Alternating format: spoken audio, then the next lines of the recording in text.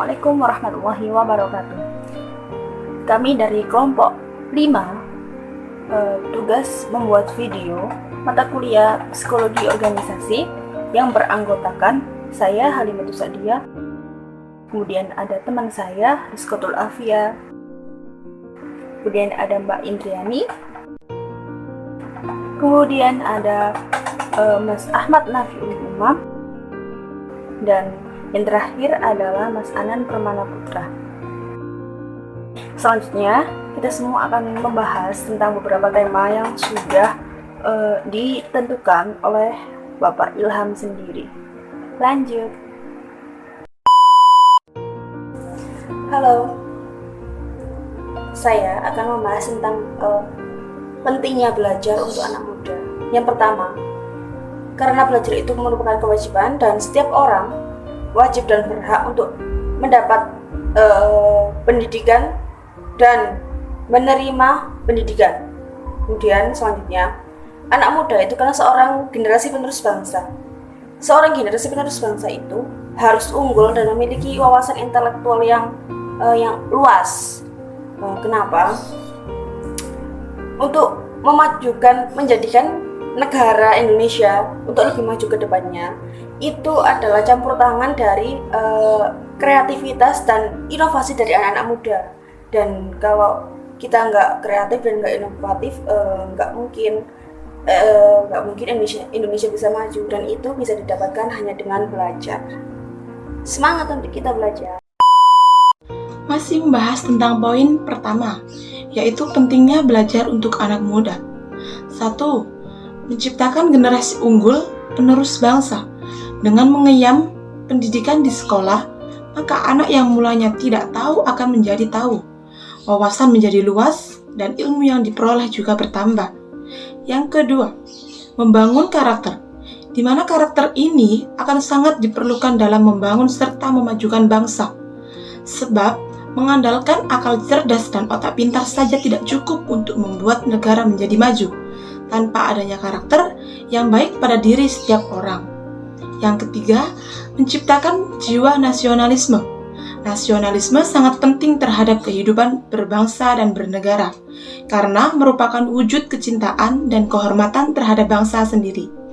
Dengan hal itu, pemuda dapat melakukan sesuatu yang terbaik bagi bangsanya, menjaga keutuhan persatuan bangsa, dan meningkatkan martabat bangsa di hadapan dunia. Menurut Maudy Ayunda, pendidikan itu penting untuk memberdayakan manusia, menambah wawasan pengetahuan, memperbaiki cara berpikir, percaya diri untuk mengejar cita-cita. Kemudian, saya akan membahas tentang pentingnya ilmu manajemen dakwah dalam bekerja. Ngomong-ngomong soal ilmu, semua ilmu pengetahuan umum maupun ilmu agama itu semua juga penting. Namun di sini, mengapa ilmu manajemen dakwah itu penting? Karena ilmu tersebut berisi tentang ilmu manajemen secara umum, yaitu tentang pengelolaan sumber daya alam dan sumber daya manusia. Di samping itu, juga ada ilmu dakwah yang membahas tentang nilai-nilai keislaman. Maksudnya, ilmu manajemen dakwah penting karena berguna untuk calon-calon manajer untuk bisa mengelola sumber daya, baik sumber daya alam maupun sumber daya manusia di dalam kelembagaan Islam. Tentunya dengan menggunakan dasar-dasar ilmu agama yang berkaitan dengan ilmu manajemen. Jadi, ada bonus ilmu tersendiri. Tidak hanya mendapatkan ilmu manajemen secara umum, tapi juga mendapatkan beberapa ilmu agama yang berkaitan dengan manajemen. Selain untuk para calon manajer, ilmu manajemen dakwah ini bahkan penting untuk dipelajari dan diterapkan oleh semua orang. Karena meskipun bukan seorang manajer, setidaknya bisa diterapkan kepada diri kita sendiri atau masing-masing orang. Suatu misal tentang manajemen waktu, yaitu bagaimana cara kita sendiri untuk mengelola waktu saat melakukan aktivitas sehari-hari agar waktu yang kita gunakan bisa praktis dan efisien, serta tentunya bisa bermanfaat bagi diri kita sendiri, terlebih bisa bermanfaat bagi orang lain.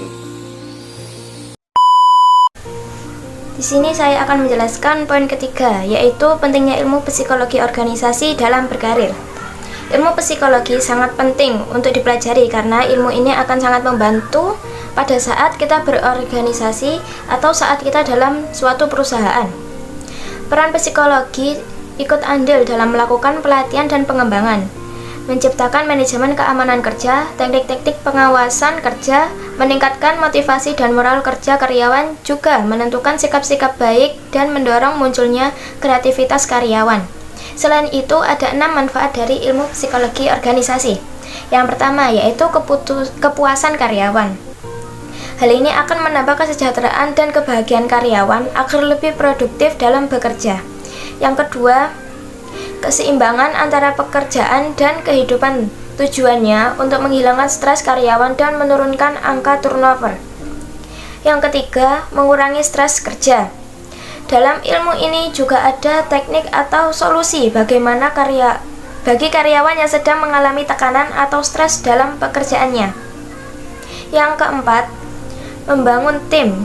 Tujuannya untuk membangun jiwa kebersamaan atau ikatan antara karyawan untuk saling membantu dan memotivasi agar tetap semangat dalam bekerja.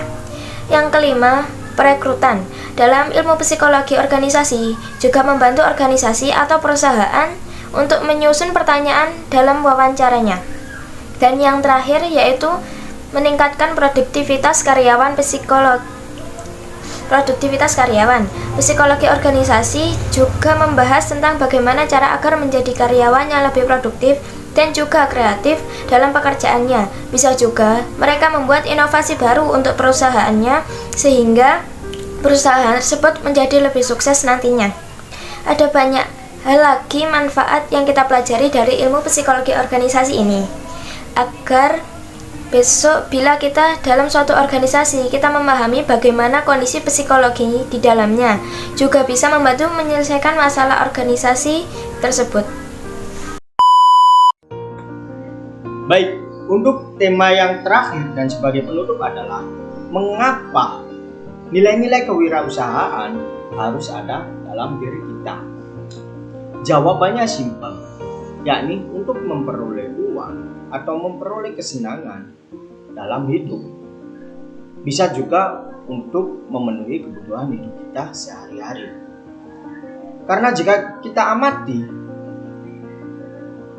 kampus-kampus di seluruh Indonesia, bahkan hanya dalam satu provinsi, mereka bisa mengeluarkan ratusan bahkan ribuan mahasiswa, dan kalian nanti akan bersaing dengan mereka di lapangan pekerjaan. Di dalam perusahaan mereka hanya menerima 1 atau 5 atau bahkan 10 atau hanya 10 karyawan saja. Dari yang mendaftar itu sebanyak 150 orang.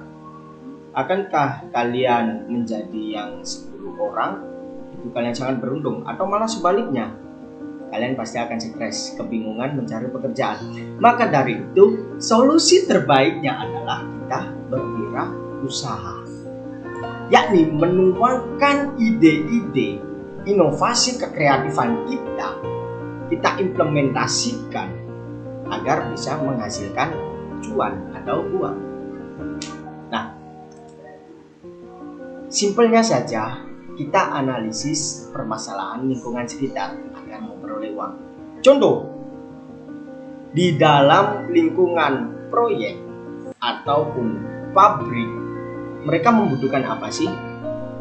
Pastinya membutuhkan helm, sarung tangan, dan juga jaket keselamatan atau baju perusahaan. Maka kalian bisa menjual barang-barang tersebut, atau bahkan kalian bisa menjual bahan-bahan bangunan seperti kayu ataupun batu bata. Wah, itu untungnya sangat besar, guys. Ciptakanlah persaingan, jangan mau bersaing, tetapi ciptakanlah persaingan agar mudah untuk mendapatkan uang. Namun, apakah untuk mendapatkan uang hanya dengan berusaha atau menjualkan suatu barang? Tidak. Dengan kita menjadi motivator ataupun seorang trainer, kita pasti mendapatkan bayaran. Maka manfaatkanlah kemampuan kita. Jika kamu pandai bermotivasi, maka jadilah motivator. Jika ilmu kamu dari kampus atau ilmu-ilmu yang kalian dapatkan dari pengalaman, maka ajarkanlah kepada orang lain sebagai trainer. Tapi untuk mendapatkan uang saja, terkadang kita tidak merasa cukup. Karena hal terpenting yakni ilmu yang kita berikan atau barang yang kita dagangkan bisa bermanfaat untuk orang lain. Cukup untuk video kami pada kali ini. Jika ada kesalahan mohon dimaafkan, dan wassalamualaikum warahmatullahi wabarakatuh. See you next time.